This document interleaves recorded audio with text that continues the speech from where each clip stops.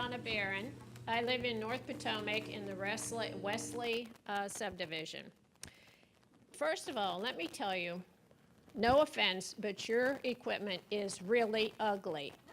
And our neighborhoods do not have telephone poles like what you're showing.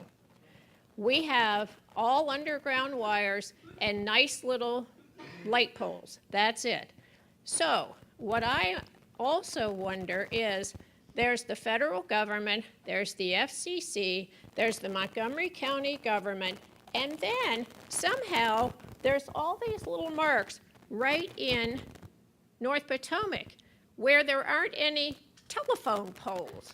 So how did all of this come down to plop right on top of North Potomac, where we don't have all those big buildings and telephone poles and 6-lane highways where you've already installed your poles?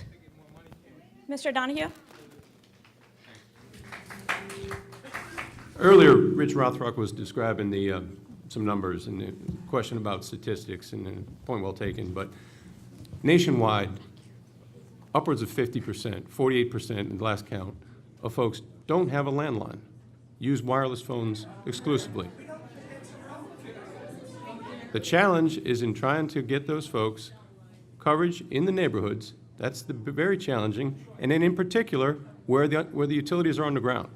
As the woman says, where you don't have telephone poles, distribution poles, where you don't have power lines above ground, where we don't have a water tank where we can install antenna, it's very challenging, which is the reason we've got to be close enough to the residential customers in order to meet the demand coming from the residences.